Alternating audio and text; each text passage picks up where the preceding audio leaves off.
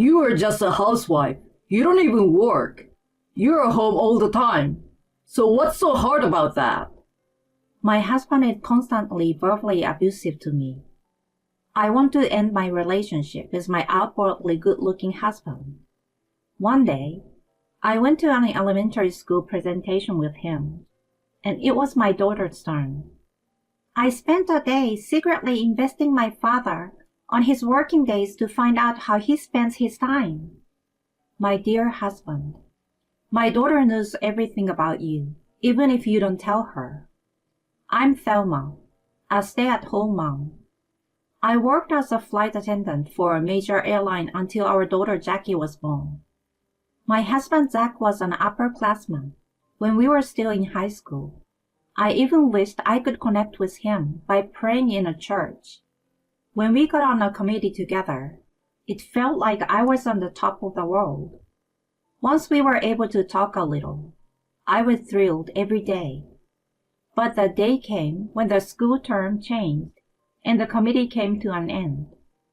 After that, there were no more opportunities for conversation. Nothing happened after that, and even Zach graduated. I never forgot him. Time passed, and I was working hard as a flight attendant for a major airline when God performed a miracle for me. He happened to be on a flight I was assigned to. It was a good thing that I went to pray in the church after I had made contact with him. Of course, I couldn't do anything fancy because I was working, but I was able to reconnect with Zach. After that, he and I got together. When we went to his parents' house, they were very happy to see us. We are so happy to have a daughter because we only have boys. I won't forgive you if you make Thelma cry, okay? Take care of her for the rest of her life. That's what a man does. I couldn't help but smile at how manly and kind he was. Things have been going well ever since. We bought a new house in a condo and were blessed with a beautiful daughter. The relationship with my in-laws had been completely smooth. And so the three of us lived happily ever after. The end. It would have been great if that was the end of the story. But reality was not like that. When my daughter was in the 4th grade, I started having trouble sleeping at night, and I had a mental breakdown. My husband has a job that requires him to travel frequently. My parents' home and his parents' home are far away. I had no one nearby to turn to in times of trouble. After 10 years of trying hard, I have finally reached my limit. I used to be a perfectionist by nature. It was my fault. As a result of being too hard on myself, my mind and body broke down. My husband's attitude toward me became cold when I couldn't do my housework properly and kept crying. As a housewife, you just stay at home all the time without doing any work. What the hell is wrong with you? My mother came to my house to help me recover from my illness. But my marriage completely broke down after that. My husband disrespected me. His attitude got worse. He complained about my housework. He complained about the stains on the laundry, the dust in the corner of the room, and the fact that I couldn't even cook a good meal. I was getting more and more trapped. But once we stepped out of the house, my husband's attitude changed completely, and he became the nice husband who puts his family first, even in front of our daughter. It made me sad to see him no longer be the person that I had once admired. I was disgusted with myself for laughing along with my husband, but I was completely under his control and could not resist. Days like this continued. One day, I noticed something about my husband. While my husband was in the bathroom, I happened to see a pop-up notification on his phone. There was a message with the name of a woman I didn't know, and there was a heart emoji in it. I was shocked, but I was also prepared for the day when this would happen in our current relationship. Still, there was nothing I could do. I didn't want to cause any trouble at home, and I felt sorry for my child if we divorced. These feelings are not lies. But even so, I didn't even have the courage to face my husband. I had been collecting evidence of the affair, just in case. But none of it seemed convincing enough, so I was lacking in decisive evidence. It is too painful to continue living like this. I might get mentally or physically sick again. What should I do? Then something happened that made me despair even more. It was my daughter's birthday, and my husband was going to buy a cake for her on his way home from work. It was a very delicious cake, made by a famous pâtissier, which she loved. But it was not something she could eat on a daily basis. So when I told her it was special this time, she jumped with glee. It's 6 p.m. The meal was almost ready. My husband has not come home yet. I text him, but he doesn't read my messages, and even though it's already 8 p.m., he still hasn't come home. I start eating dinner with my daughter. 10 p.m. He doesn't come home. My daughter is asleep. I'm used to him neglecting me. But this behavior toward my daughter is unforgivable. I reminded myself that I had to speak up for once today. It's 2 hours past midnight. My husband finally came home. He doesn't say anything when he comes home. He goes past the living room and goes straight to the bathroom. I follow and approach him there. Hey. Oh, I didn't know you were up. Hey, it's Jackie's birthday. What did you do with the cake? I'm tearing up as I speak. Oh, I forgot. Of course I was working, right? I'm tired. Give me a break, okay? Not one word of apology. It's easy to guess that he was with someone instead of working. His family doesn't matter to him anymore. I went to my bedroom in tears, thinking that I would not be able to question him even if I talked more. In bed, I bit my lip and cried, trying desperately to keep my voice down. I had no hope for the future in my life. I had given up on everything. And yet, the seasons change. Summer vacation was over.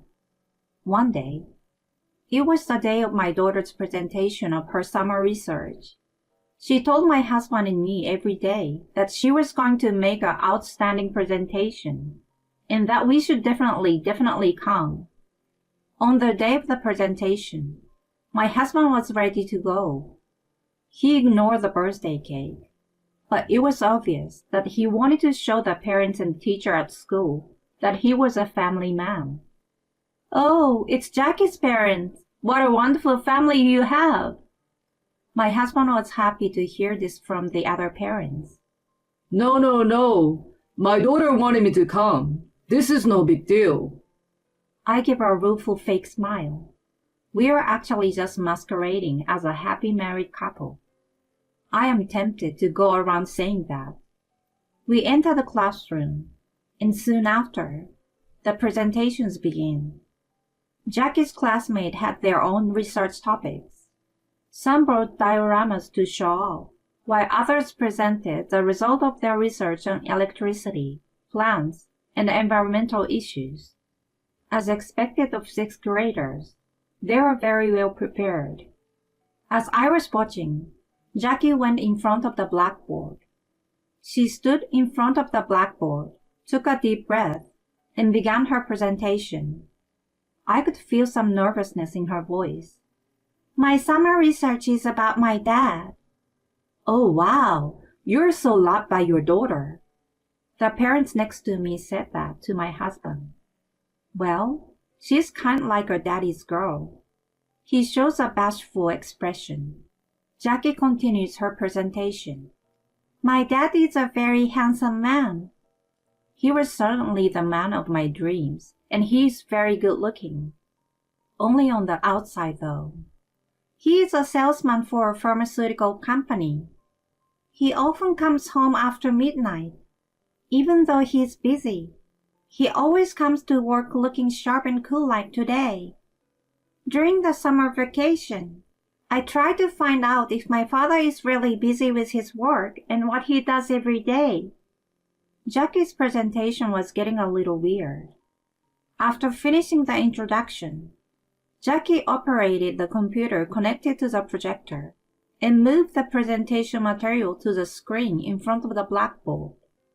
I followed my father closely to find out how he spends his working day. He wakes up at 7 a.m., eats breakfast prepared by my mother, goes to work at 8 a.m., and arrives at the office at 9 a.m. At 9:30, he goes out for his rounds. He is always accompanied by a female employee. Around 10 a.m., he goes to a cafe far from the office and makes out with this woman. The classroom is abuzz. My husband is flustered, but I don't know what she means. What kids say, really. I don't know what she is talking about. Haha. he's frantically trying to calm down the situation in the classroom. At 12, they move to a restaurant to have lunch together. And after lunch, they flirt again. Then at around 2 p.m., they visit the client's company and finally get to work. After the visit, he meets up with a woman again at around 3:30 p.m., and they go to a hotel. They stay at the hotel for about 2 hours, return to the office around 5 p.m., and leaves work at 6 p.m. Then they have dinner at a restaurant while flirting around. Wait. Jackie, what are you talking about? Hey, ma'am, you have to stop this right now. What the hell is a teacher doing? My husband is still trying to keep his cool, but he's sweating profusely. He's panicking so much that he's looking pale. Jackie's teacher, Miss Burns, says quietly, "I'm sorry. Please be quiet." She seems a little on edge. Let's go back in time. It was the day before the presentation. Jackie asked me to come into her room, and then she apologized. She told me that she had stumbled across evidence of the affair, that she knew that her dad was playing with fire, that she had researched it and made it her summer project, and that tomorrow she would present it in front of the crowd. But maybe that might humiliate me. She looked anxious. To be honest, I was surprised, but I was even more surprised by her ability to secretly follow her dad during the summer vacation, taking pictures and checking every detail of their interactions on social networking sites and messaging apps. I knew she was a strong girl, but I didn't expect her to be this strong. I wondered what kind of parent I would be to let my daughter do such a thing. But I also felt that this was the only way. My husband is a proud, self-conceited man, and I felt that he would wriggle his way out no matter what evidence I had, and I didn't have the confidence to go toe-to-toe with him. But with this, if I could get him in front of a room full of people, he would have to admit guilt. I apologized to my daughter and asked her to go through with the presentation. Don't worry about whether or not I will be embarrassed. I'm sorry. I know that was hard. Thank you, Jackie. I hugged her and cried. Jackie looked at me and said, "I love you, Mommy. I can never forgive Dad for cheating on you. I'm sorry I scared you, but I will protect you. And it wasn't hard. It was fun being a detective. Tomorrow, we're gonna get to the bottom of this." Seeing my daughter shedding tears as we talked, I could feel her feeling so painfully, but she's really strong and dependable. Afterwards, she showed me her presentation materials, and she had a lot of evidence that I didn't have. With this, we could win. I knew we had won. And here we are. I'm now listening to the presentation with a great sense of calm, because I had heard everything yesterday. I can even afford to enjoy watching my husband's reaction with a cool head. Jackie's presentation continues. The projector screen changes. There was a picture of a woman and my husband going into a hotel, enjoying a date on a holiday, and so on. I found out that my father does not play with me on holidays, but with some other woman. Then, the next screen shows a message exchange with a woman. The screen switches again. The screen shows a series of screenshots of the exchange. I had a good time with you today, babe. I was happy to spend time with you, sweet cheeks. You were so cute today. What? Just today? Oh. Sorry, you're always cute. Kiss. I guess it can't be helped. I forgive you. In exchange, let's go on a date next week. Jackie reads the messages in different voices. Sweet Cheeks is a woman, and Bay is my husband. Several parents burst out laughing uncontrollably at the name Sweet Cheeks and the content of the exchange. The students also burst into laughter. Oh, please. My husband, who is always so self-conceited, sounded pathetic. After the class calmed down, my daughter started to summarize her presentation. I've been investigating my father's true identity. It was a lie that he was busy with his work. This is because my father has been making out with a woman during his working hours. In other words, my father is having an affair with this woman. Having a relationship with another woman, even though you are married, is called cheating. My father is cheating on my mother. I have learned that my father is lousy father, husband, and member of society. These are the result of my research. She concluded with a smile. The classroom erupted in applause, and everyone in the room looked at my husband coldly. My husband sank to the cold floor of the classroom and was silent. He could not say anything back. There is another incoming attack. His phone has been ringing since a few minutes ago. He seems to be so shocked by his daughter's presentation that he doesn't notice. Your phone is ringing. He finally realizes what I'm saying and runs out of the classroom to answer the phone. Yes. Yes. What? What? The call was from the company. My daughter had mailed a copy of her project to the president of her dad's company. My father spends most of his working hours cheating on my mom. He also lies to me that he has to work on his days off and goes out with a woman instead of spending time with us. Please take strict action against adults who do not do their jobs. After the presentation, my husband and I left the school together. He was quiet until we arrived home. When we entered the house, my husband made a scene. What the hell is going on? My husband got irritated and hit me. At that moment, a person appeared at the door. He went to Zach as fast as a missile and grabbed him by the chest and shook him around as if he was a rag doll. What have you done? He screamed and slapped my husband at the same time. It was my father-in-law. My mother-in-law followed him. My parents appeared. Both sides of the family were there. I had called out to them, anticipating this turn of events. And then, my father-in-law spread out on the table a piece of paper with my daughter's research material printed on it. With this much evidence, you can't get away with it. And don't you feel sorry as a parent for letting your daughter see you like this? Get down on your knees and apologize.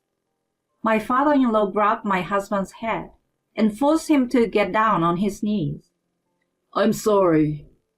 I looked down at my husband, who was down on his knees, tears and snot running down his nose, and told him, "Please sign the papers."